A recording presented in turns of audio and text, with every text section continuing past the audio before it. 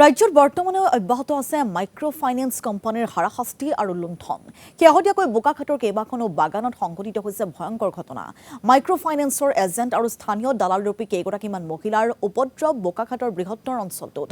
বাগানৰ সহজ সৰল মহিলাক টাৰ্গেট হিচাপে লৈ চলাই আহিছে লুণ্ঠন। অবিবাহিত যুৱতীক বিবাহৰ প্ৰমাণ পত্ৰ দিয়াৰ লগতে তেওঁলোকৰ একাউণ্টৰ পৰা সৰলকি কৰিছে মাইক্ৰ ফাইনেন্সৰ ধন।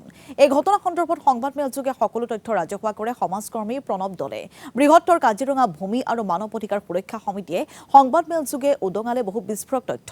আৰোহণ, আশীৰ্বাদ, চেতন ইত্যাদি কেইবাটাও মাইক্ৰ ফাইনেন্স কোম্পানীয়ে দালালৰূপী একাংশ মহিলাৰ সৈতে সংঘটিত কৰিছে বৃহৎ অনিয়ম। আশীৰ্বাদ, আৰোহণ, জন, সমস্তা, ছেটিং এনেকৈ কৰি 6টামান মাইক্ৰ ফাইনেন্স গোট ইয়াৰ লগত জড়িত হৈ আছিল। আৰু এই মাইক্ৰ ফাইনেন্স গোটসমূহে বোকাখাটৰ এটা দালাল চক্ৰৰ লগত জড়িত হয়। মঞ্জু কালিন্দী, পিংকী ভূঞা, সবিতা ভূঞা নামেৰে বোকাখাট বাগিচাৰ 3গৰাকী মুখ্য মহিলা আৰু তেখেতসকলৰ লগত কেইবাগৰাকীও জড়িত আছে।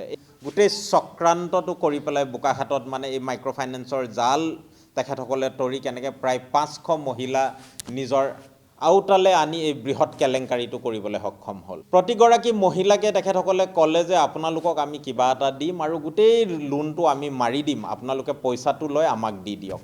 এনেকৈ কৰি প্ৰতিগৰাকী মহিলাকে তেখেতসকলে 50,000ৰ পৰা 1-1.5 লাখ টকা পৰ্যন্ত ঋণ এই মহিলাসকলৰ নামত তেখেতসকলে তুলি ল'লে এই অনুষ্ঠানসমূহৰ পৰা।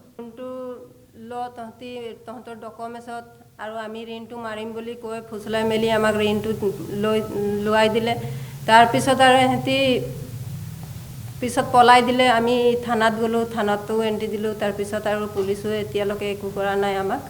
এতিয়া বেংকৰ মেনেজাৰকেইটা বাৰ বাৰ আহি থাকে আমাক কিস্তি বিচাৰিবলৈ।